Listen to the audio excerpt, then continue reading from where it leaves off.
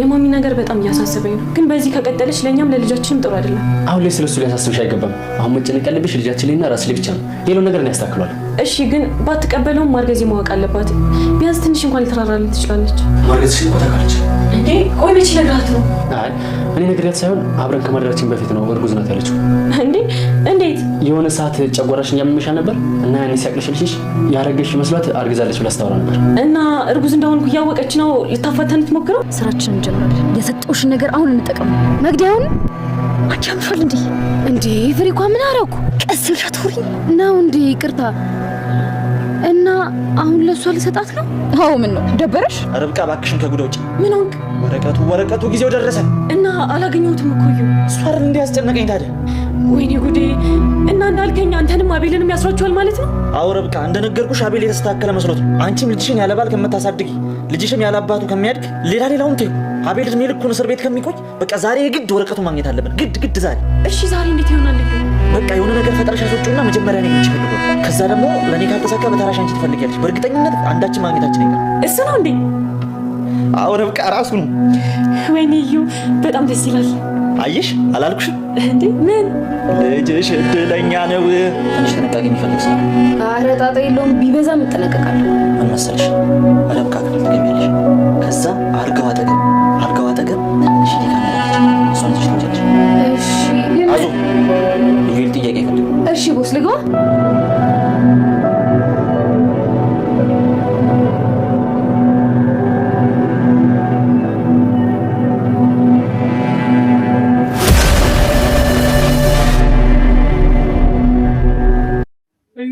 ርብቃን እስከ ማገት የደረሰበትን ወረቀት አገኘው። መልካም ወንድም ወይም ጓደኛ መስሎ የቀረበውን አቤልን ህይወቱን ለማበላሸት ወይም ጎዳና ላይ አውጥቶ ለመጣር ዝግጅቱን ጨረሰ። ምንም እንኳን አቤል በቀላሉ ሊሸወድ የማይችል ልጅ ቢሆንም ነገር ግን የርብቃን ደካማ ጎን ተጠቅሞ የሚፈልገውን አግኝቷል። አቤልንም መልካም ወንድም መስሎ ወይም ጓደኛ ወረቀቱን እንዴት አደረግ ካሰራሁ ጨረስኩ ወይ እያለ ነጋጠባ ሲጨቀጭቀው የነበረው አቤልን ደግሞ በቅንነት መስሎ ተለውጠሃል፣ አንተ መልካም አስተሳሰብ ይዘህ መጥተሃል፣ አሁን ላይ በጣም ተለውጠሃል እያለው ነበረ። ነገር ግን እሱን ሊጎዳው እንደሆነ ወይም ደግሞ የራሱን ንብረት በእጁ ሲር ወይም በቁጥጥር ስር ሊያደርግ መሆኑን አቤል በፍጹም አላሰበም። ወንድም መስሎ ነው የቀረበውና የርብቃ ደካማ ጎን ግን ደግሞ ተያይዘው ሁለቱም እንዲወድቁ ሜዳ ላይ ጎዳና እንዲወጡ ሊያደርጋቸው ነው። ማሚቴም ርብቃና አቤል ላይ ነገሮቹን እያከረረች መታለች። እንደዛ ርብቃዬ የኔ ርብቃ እንደ ርብቃ ጨረቃ የምትመስል እንደ አንተ ሽብላ የሆነ ልጅ ተወልዶ እዚህ ቤት ድክ ይበል እያለች ስትለምንና በግድ እንዳገባ ስትጨቀጭቀው እንዳልነበረ በቅጽበት ተቀይራ ዛሬ ላይ ለሁለቱም ጥላት ሆናለች። ማሚቴ ሰላም ጤና ይስጥልኝ። ውድና የተከበራችሁ በመላው ዓለም ያለች በአይነት ናችሁ። እግዚአብሔር ይመስገን ደህና ነኝ። ርብቃ ክፍል 23ን አብረን እናያለን። የባለፈው ክፍል የርብቃ ወንድም ወደ እነ አቤል ቤት መጥቶ ርብቃን እህቴ ብሎ ሰላም እያላት እያለ ከዩኤል ጋር ደግሞ ዩኤል ብሩክ ይላል፣ ያኛው ደግሞ ወንድሜ በማለት ሁለቱም ተፋጠው እያለ አቤል ደግሞ ሰላም ለማለት አማቹን ወይም ደግሞ የፍቅረኛውን ወይ ደግሞ የሚስቱን ወንድም ቸኩሏል። ከዩኤል ጋር ግን ተፋጠው ረጅም ሰዓት ሲቆዩ ጋር እኛም አለን እኛንም አውራን እያለችው ነበር። የርብቃ ወንድምም መጽነሷን ሰምቶ በጣም ተደስቶ አማቹንም እንግዲህ ተንከባከባት እያለው ነበር። በደንብ በሚገባ እየተንከባከብኳት ነው እያለው ነበረ። ቪዲዮ ያለቀው ላይ ነበረ። ማሚቴ አዜብን ወይም ደግሞ አዙ ብላ በቀላሉ ባጭሩ የምጠራትን ርብቃ ከተመለሰች በኋላ ያወራችሁት ነገር አለ እንዴ ያለች እየጠየቀቻት ነበር። ምንድን ነው ስለምንድን ነው የምናወራው ያለቻት ነበር። ስለ ሁሉም ነገር እያለች ነበረ። ምን አወራችሁ? ብዙ ነገር አውርተናል እያለች ነበረ አዜብ። ምንድን ነው ያወራችሁት ትላለች። የርብቃ ዛሬ ወንድሟ ይመጣ ነበር፣ ቆንጆ ሰርተሽ ጠብቅ ብላኝ ነበር ትላለች ቀለል አድርጋ። ስለ እሱ አይመለከተኝም፣ ሌላ ምን ነገር አወራችሁ እያለች ነገሮችን ጠበቅ አድርጋ ስጠይቃት ነበር ማሚቴ። ምንም ነገር ያለች ነገር የለም፣ አዲስ ነገር ሌላ ነገር ቢኖር እኮ የራሴ ነግርሽ ነበረ፣ ነገር ብለሽ አስጠንቀሽኛል አይደለ እያለቻት ነበር። ማሚቴም አዜብ ጋር ወይም ደግሞ አዙ የሚሏት የቤታቸው አገልጋይ ጋር የምትፈልገውን መረጃ ማግኘት ስላልቻለች ወይ ወደ ስራሽ ተመለሽ ብለው ጥለዋት ሊወጡ ሲሉ እሷ አዜብን በወጣች በገባሽ ቁጥር ከምግብ ካፏ አይለይምና ምግቧን ይዛ ስትል እሳቸው ይሄ ነው እንዴ ስራሽ? ከምሰራው ይልቅ የምትበላው ነገር ይበልጣል። ኧረ አንቺ ስትሰራ በጭራሽ አትታይም። ርብቃ የማሚ ጉዳይ እያሳሰበኝ ነው። በዚህ ከቀጠለች ለእኛም ሆነ ለልጃችን ጥሩ አይደለም ያለች ነበር። አቤልም ስለ እሷ አትጨነቂ፣ ተነጋግረን ጨርሰናል አይደል? አሁን መጨነቅ ያለብሽ ስለ ልጅሽ እና ስለ ራስሽ ስለኛ ብቻ ነው። እሺ እንግዲያውስ ደግሞ ቢያንስ ማርገዜን ማወቅ አለባት። ባትቀበለውም ባታምንበትም ትነገር። ምክንያቱም ቢያንስ እርጉዝ ናት ስትባል እንዴት ራራልኝ እያለች ነበር ርብቃ። ማርገዝሽን እኮ ታውቃለች። ያኔ ጨጓራዬን ብልሽ ያመመች ጊዜ እርጉዝ ናት እያለች ነበር። እና እርጉዝ መሆኔን እያወቀች ነው እንዴ እንደዛ የምታሰቃየኝ እያለች ነበር ርብቃ። ርብቃም ቆይ ግን እኔ መጥፎ ሰው ነኝ እንዴ? ለምንድን ነው በዚህ ልክ የምጠላኝ እያለች ነበረ። አቤልም ጠልታሽ አይደለም፣ እስቲ እናት አይደለችም ትንሽ እንታገሳት እያለ ነበረ። መታሰቢያ ወይም ደግሞ የአቤል የቀድሞ ፍቅረኛ አዜብ ላይ ውጭ ተገናኝተው ስለ ርብቃ ወይም ደግሞ ቤት ውስጥ ስላለው ነገር እየተቀጨት ነበር። ርብቃ ማርገዟን አቤል ሰማ እንደ እያለች ነበር። አዎ ሰምተዋል። መች ነገረችው? እኔ መች እንደነገረችው አላውቅም። ብቻ ወንድሟን ትናጠርተው ስለነበረ ለወንድሟ እየነገረችው በዚህ ሰዓት አውቋል ትላለች። እንዴ ጭራሽ ደግሞ ወንድሟን የዘር ማንዘሯን መሰብሰብ ጀመረች እያለች ነበረ። ኧረ ዘር ማንዘሯ አልመጣም ወንድሟ ብቻ ነው። በቃ አሁን እሱን ተይውና ስራችንን ጀመር እያለቻት ነበር። ምንድን ነው ስራ ልንቀይር ነው እንዴ እያለች ነበረ። አይደለም አዙ የሰጠውሽን ነገር አሁን ጀመሪ እያለቻት ነበረ። አዜብም ወይም አዙ መግደያውን ነው ትላለች።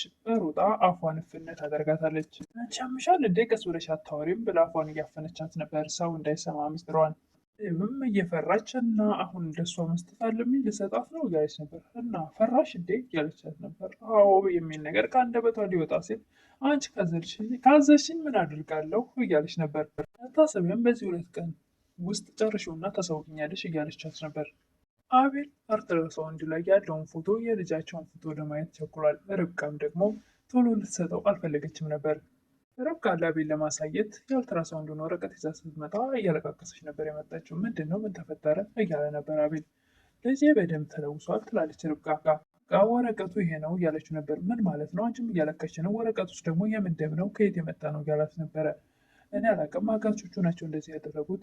ርብቃም ከእገታ የተፈታሽ ቀን የሁለት ህፃናቶች ምስል በወረቀት አድርጎ የደም ነጠብጣቢ ያለበት ምስል እያሳያት ነበረ እና ያንን ነገር አስታውሳ ያ ነገር ልጄን ሊገሉብኝ ነው እያለች እያለቀሰች ነበር። አቤልም ይህን ወረቀት በቃጣዩ ሌላ አዲስ አልትራሳውንድ እናሰራለን ቢላት እሷም በፍጹም ልትጥለው አልፈለገችም። እንደውም አቅፋ ይዘው እያለቀሰች ነበር። ኢዩኤልም ለማሚቴ ከዚህ በላይ እንድታስጨንቃት ርብቃን እየነገራት ነበር። ማሚቴም አንተ ስላልከኝ ወይም ደግሞ አታዘኝ አይደለም እራሴ ሌና ያዘኛል እያለችው ነበር። ሚቴም አሁን ይሄ ነገር ከብዶ ነው ቀላሉ ነገር እያለችው ነበር። እና ለምን ራስሽ አስጨርሹም እያላት ነበር ኢዩኤል። ተሰማኛለህ አይደል? እንኳን ይሄን ትንሽ ነገር ወረቀት ለማውጣት አይደለም አንድ ነገር እናት ሆድ ቢገባ እንኳን ማውጣት የምችል ሰው ነኝ እያለች ነበር ማሚቴ።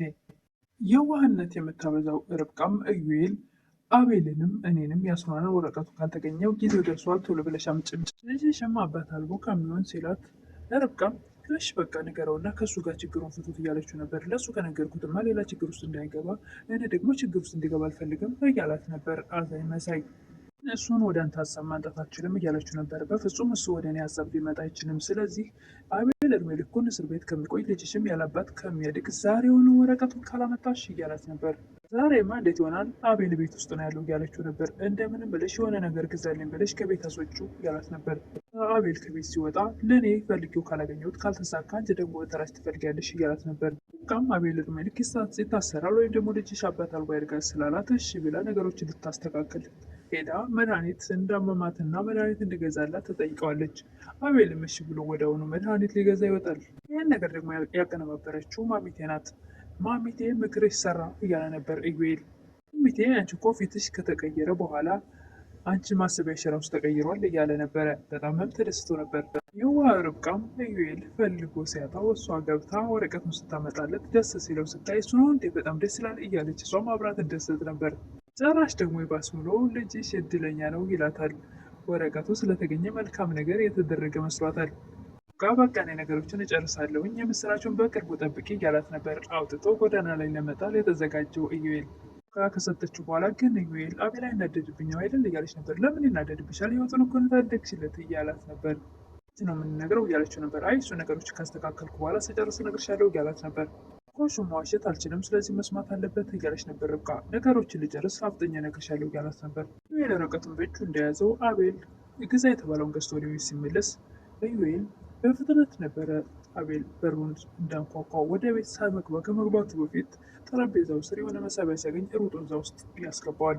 ኢዩኤልም አዜብን እነ ርብቃ ክላስ ሄደሽ ትንሽዬ ካሜራ አለች እሷን ይዘሽ ነይ፣ በጥንቃቄ እነሱ መኖሩን ማረጋገጥ አለብሽ ብሏት ስለነበር ለማየት ሄዳለሁ ስትለው አንገቷን ልቅ ያደርጋታል። ምንድን ነው ብላ እሷም ግራ ትጋባለች። ቻርፈሽ ቁጭ በይ፣ እኔ ሄጄ ወደ አንቺ እንዳይመጡ አድርጋችኋለሁ። ሰዓት አመቻችቼ ሜሴጅ ስልክልሽ ብቻ ነው ሄደሽ ገብተሽ የምታወጪው። ኢዩኤልም ወረቀቱን እጁ ላይ ካስገባ በኋላ አቤልን የወረቀቱን ጉዳይ እንድታደረግ እያለው ነበር። የምን ወረቀት እያለው ነበር አቤል። አስተካከል ሆይ አሰራ ሆይ እያለው ነበረ። እንዴ አያስቸኩልም ቀስ ብሎ ይደርሳል እያልከኝ አልነበር እንዴ እያለው ነበረ። አይ እኔማ የማግዘ ነገር ካለ ብዬ ነው እያለ ነበር ኢዩኤል። አቤልም በፍጹም የምታግዘኝ ነገር የለም እያለው ነበር። አቤልም ሰሞኑን ግን የሆነ ነገር አለ እያለው ነበር ኢዩኤልን። ምን ሊኖር ይችላል? ኧረ ምንም የለም እያለ የሆነ አፉ እንደመያዝ ብሎ ነበር ኢዩኤል። ነገር ግን ወደ አሁኑ ቀየረውና አይ አስተሳስበ ተቀይሯል ብዬ ነው እያለው ነበር አቤል። አዎ መለወጥ ያስፈልጋል እያለ ነበር ኢዩኤል። ግን መለወጥህን ለመልካም ነገር ተጠቀምበት እያለው ነበር አቤል ኢዩኤልን። በስተመጨረሻም አዙ በታዘዘችው መሰረት እነ ርብቃ ክፍል ገብታ የአንድ ድብቅ ካሜራ ይዛ ስትወጣ ከርብቃ ጋር ፊት ለፊት ተፋጠዋል። እንግዲህ የዛሬው ቪዲዮ ያለቀው እዚህ ላይ ነው። በቀጣይ ምን እንደሚፈጠር አብረን እናያለን። እስከዛው መልካም ቆይታ እያልኩኝ ለምታበረታቱኝ እህቶች ምስጋና ከልብ ነው። አዲስ የሆናችሁ ደግሞ ሰብስክራይብ እያደረጋችሁ አበረታቱኝ እላለሁ። አመሰግናለሁ።